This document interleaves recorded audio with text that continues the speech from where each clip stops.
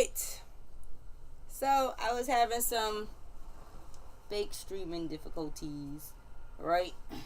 But we get ready to do Malcolm X. Yes, it is me, NBT SKY. And this reading has been a little bit strenuous. I must say so myself. So, now that we got that out the way, and we know that the Malcolm X numerology report has been strenuous in combination with a heat wave. Excuse me. Let's discuss it.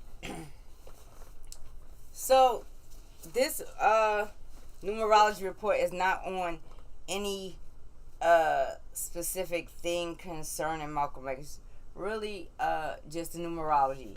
So, during my looking up, we have Malcolm X as we know him, right? And so his high numbers is 3, which brings you on Jupiter. His mid number is 6, which brings you into Venus.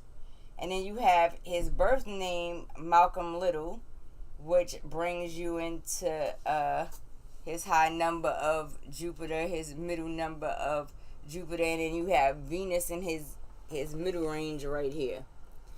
Now, the name given to him, during, his time in Islam was what? El Hajj Malik El Shabazz. I don't know if I said the Hajj correctly. But, so, we have El, and El brings you into Mars, if you're breaking it down in numerology, but also El means gods in plural, if, like let's say Elohim, but we have El there, so I'm not going to say that it means gods, but when I see it, that's what I think of. Elohim, gods, plural. Anyway, so you have Hajj, that comes in 11 and 2 in its high frequency. And then you have Malik, that breaks down to the sun. And then you have El again, which brings you into Mars. And then you have Shabazz, that breaks down to the 11 and 2 in his medium frequency. And as we already know, when we're talking about the 11 and 2, if you're looking at tarot, then you're talking about moon energy, water energy, and a higher frequency. Simple as that. It's a master number. So in his high frequency here, he still has Jupiter. In his middle frequency, he has Mercury. In his low frequency, he has Jupiter again. So if we look at this, as far as the names are concerned, Jupiter is always landed in his high frequency. Now, in numerology, you're talking about what?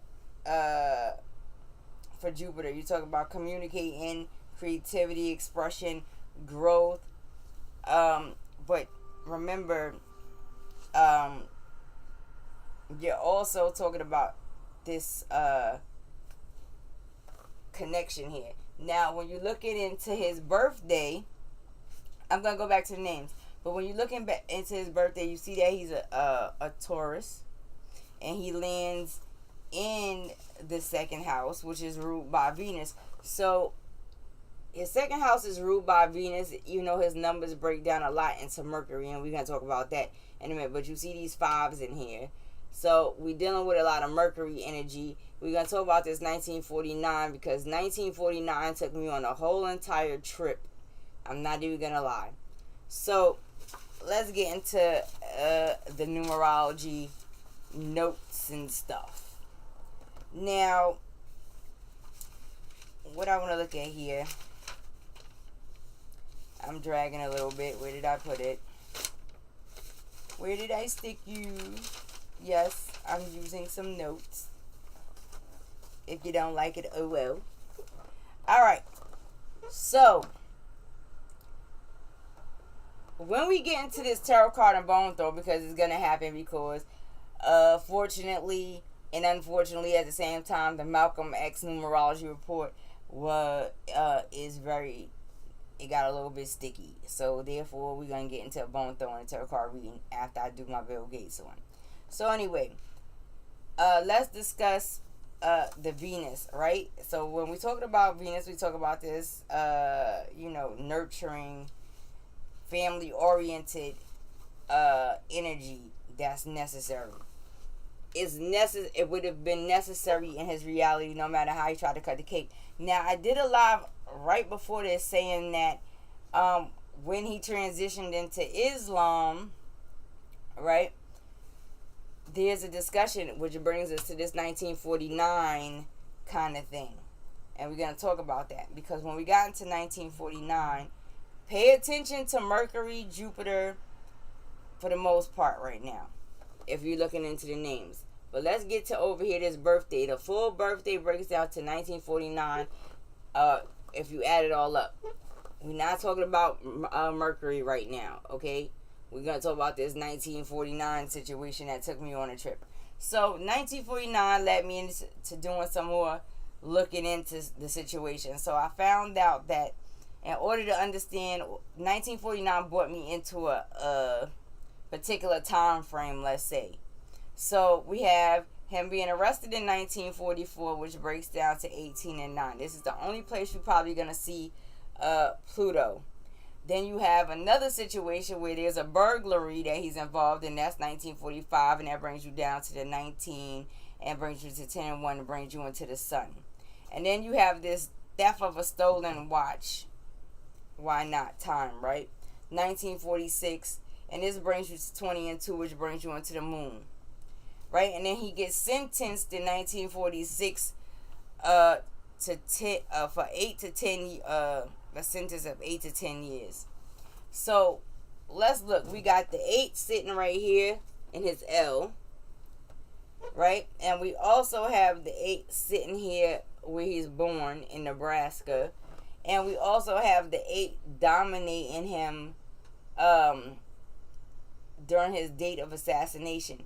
Now we see 1988. He did not live to be to get into 1988 because he was assassinated in 1965. But this just lets you know that he would have been super militant, super aggressive, super warrior, super defiant. And I'm not going to say defiant in a bad way, but resistant to a lot of things in this time frame. He would have been something to be reckoned with in the year of 1988. Not saying that they already knew that, right?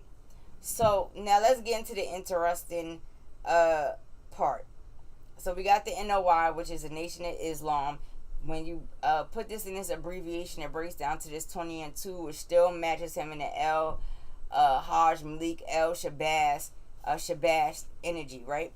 His high and medium frequency. This is just really the moon by itself, and this is the higher frequencies of it, which kind of lets you know that he needed to stay there. Now, it states that, this is from Google. I didn't have time to pull out no books in history and go sit in the library for y'all, right? So, it states that he wrote a letter from jail to Elijah Muhammad in 1948. The thing that's interesting about this is that 1948 breaks down into 22 and 4, which is a master number, right? This is a master. So, as many times as I read this and look it up, and I do it all the time, it's one of the most powerful master numbers.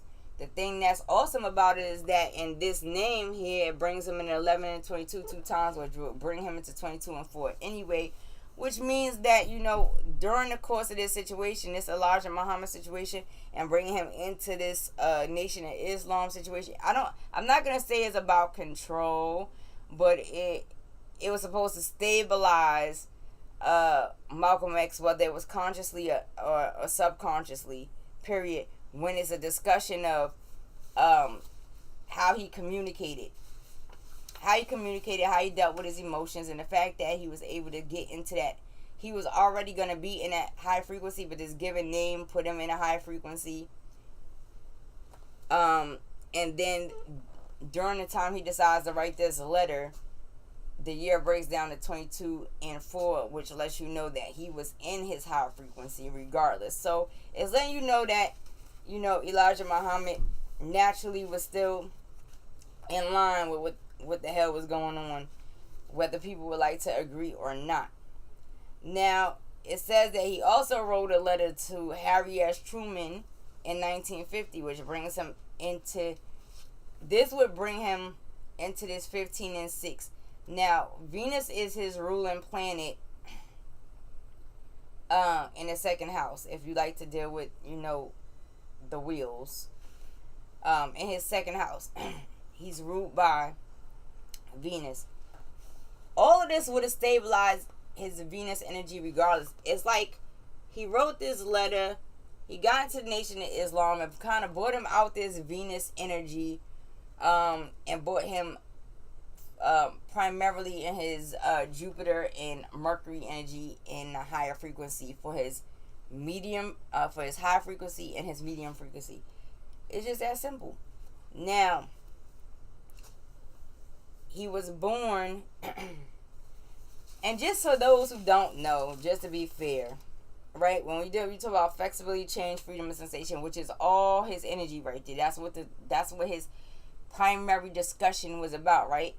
Being able to be flexible as a people, being able to change as a people, bring the concepts and thoughts of change and resistances in certain areas and so on and so forth. But this is what he was about. His numbers match that solely right there, all up in there. Now, it's just that simple. 555.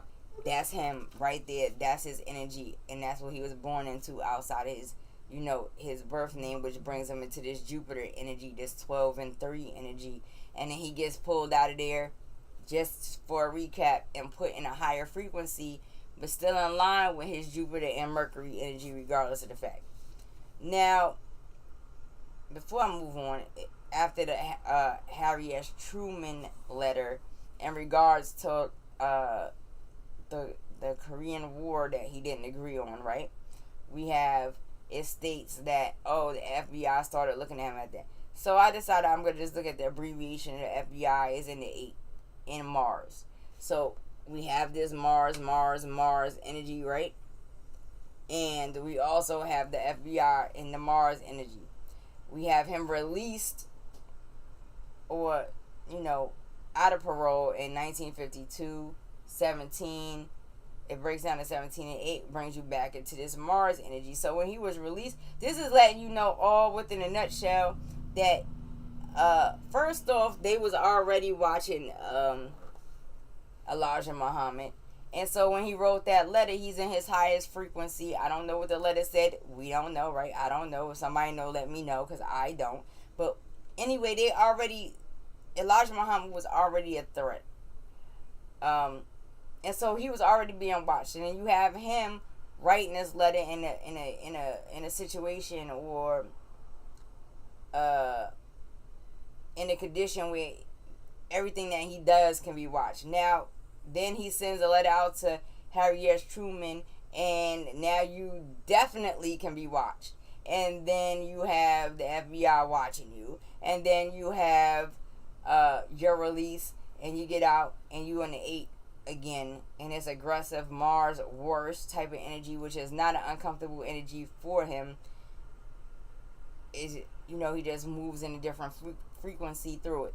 Now, he was born in Omaha, Nebraska, which puts him in the moon energy and this Mars energy.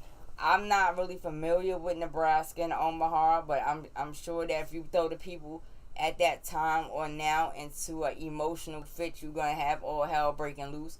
Outside of that, this is the high frequency of the sun and the medium frequency of the sun. So, therefore,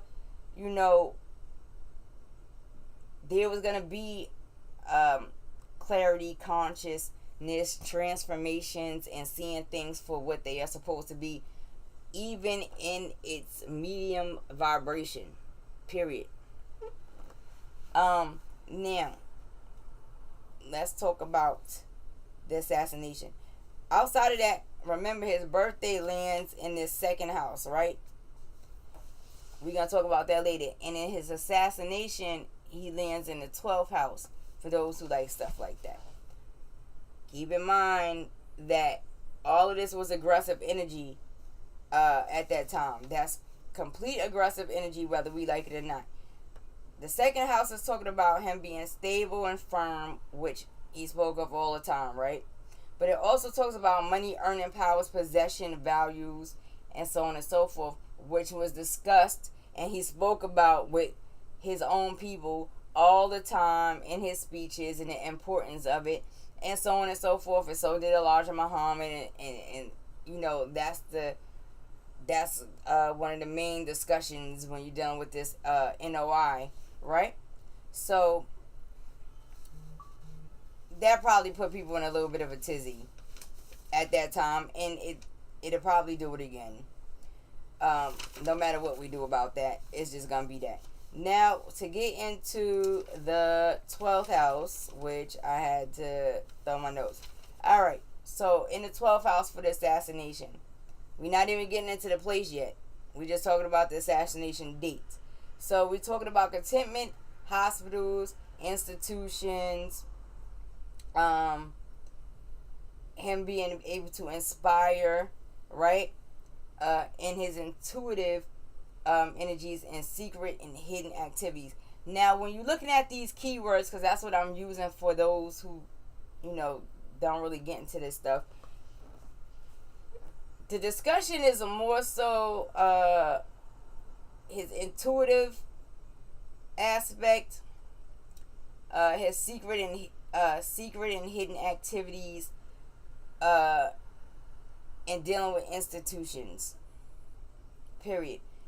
You have to remember that within the story there was a disclosure or a discussion or a revealing of things supposedly that people were not supposed to know, that he spoke on all the time. He spoke on these things, whether it was against or for. He spoke on things that people did not know, see, or understand.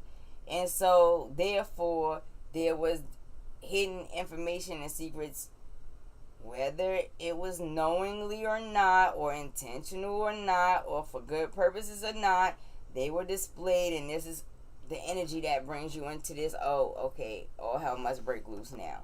Now, we're talking about where he was assassinated at.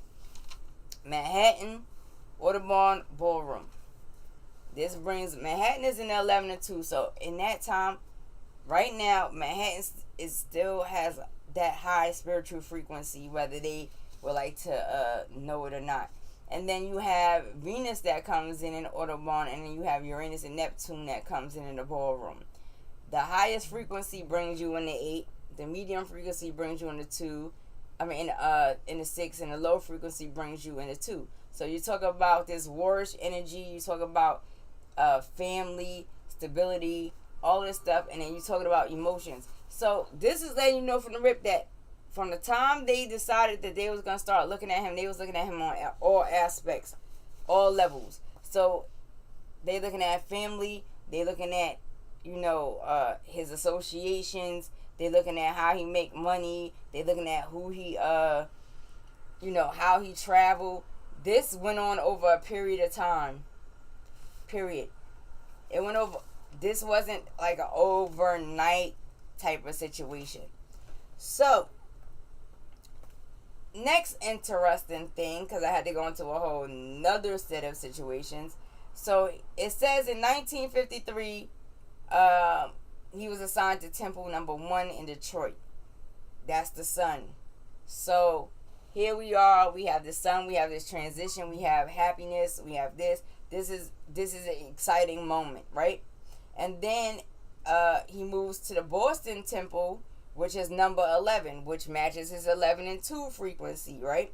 His high priestess, his intuitive frequency, and that happened, and that brought you into 18 and 9, which is Pluto.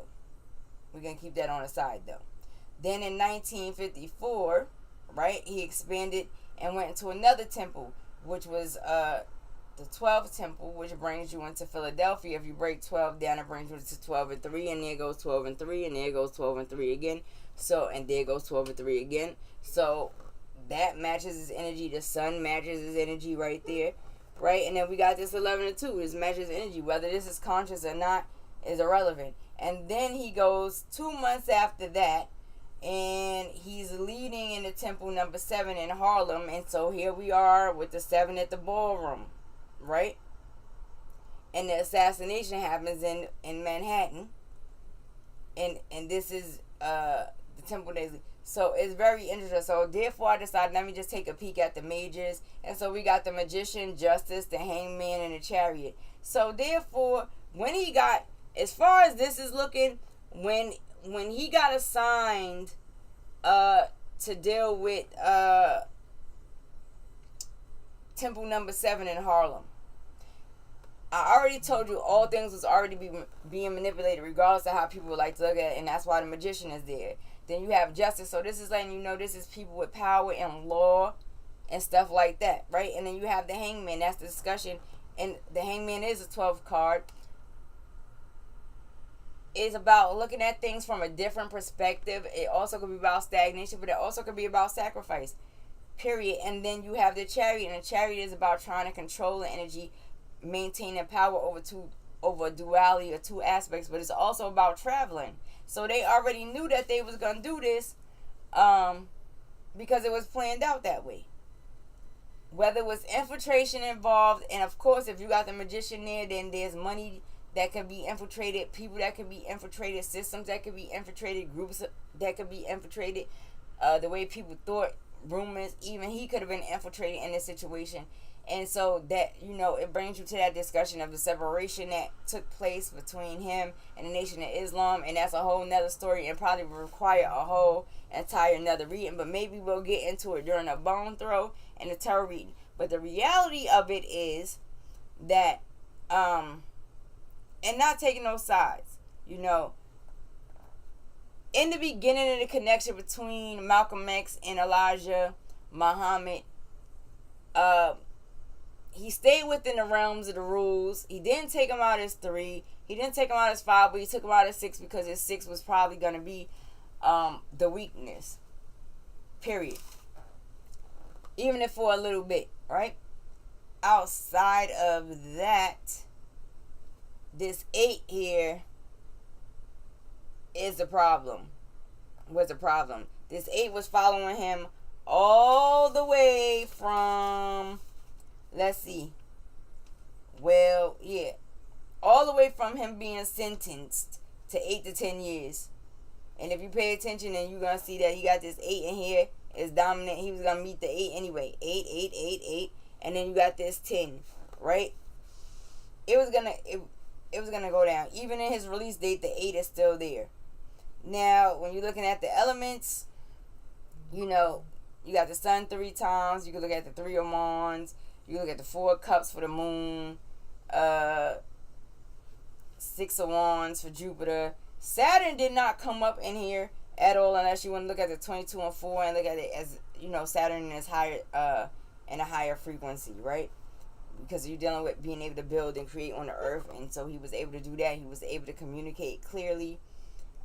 He was able to push the concept of family and stability. He was also in his warish energy, and then he also was able to push the concept of change and being enlightened and having an understanding further than the system would like for us to know. It's just that simple. I could get into all the elements and planets, but I think I'm going to do that with the tarot card reading and the bone throw.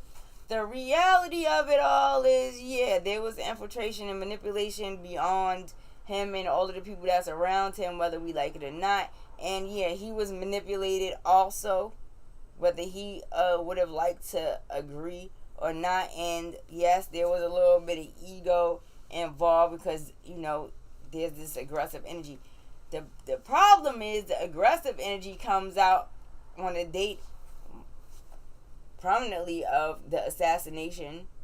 And what they did during this date of assassination was they killed the whole vibe from 1988, because had he still been here, he would have been well in power and and being able to influence the masses to be a little bit more aggressive and vigilant about certain things. And they, whether they knew that numerically or however, consciously or subconsciously, they didn't want that. They didn't want that. But this right here just lets you know that the assassination was planned at that ballroom, and it took time and patience, and it took for them to manipulate, protection, family, emotions, money, traveling, outside of watching and stalking and taunting, and there was this emotional and spiritual disconnect between him and the NOI, more so because there was a balancing issue. One felt violated and pitted against the other, and so on and so forth, and then all of the things that was said or not said, and so on and so forth. Anybody who want to get into the story. So we're going to look at, I wrote down a couple of questions so we can look at it during the tarot reading and the bone throw. And when we get into that should be an interesting trip. Because let me tell y'all, it took me all day to do this. And the thing that was funny was, first off, I don't know what I was having. I was having a glitch in the matrix, obviously, because I kept spelling Malcolm wrong. But I kept getting stumped on here, and that's how I had to end up doing everything over to find out that I was kind of missing one of his 11 and 2s. And so I had to get it there. And so we got it in order. And so here we are today. And that's the end of the Malcolm X numerology report from NBT SKY. And y'all will see the bone throw and the tarot card reading so that we can look and see how the FBI played in it, how the NOI played in it, if they even played in it, how he was manipulated, if he was manipulated, what made him turn against Elijah Muhammad. And, this 8 is very interesting, especially here, because, it makes me think, like, maybe there was, about probably more people involved than most people probably, I think. I'm looking at this 8 heavy, though. Maybe, like, 8 different individuals involved in a situation, or,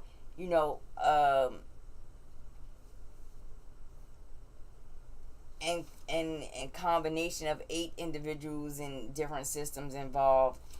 But that's something that we could look into during the bone throw and the tarot reading. But this 8 is really, really, really, really interesting. If it's not the 8, y'all, it's the 5, and we're going to figure it out. We're going to figure it right on out. So I will see y'all on the next one. Smooches. It is me, NBT SKY. You already know. Deuces. I'm sleepy, y'all. Talk to y'all later.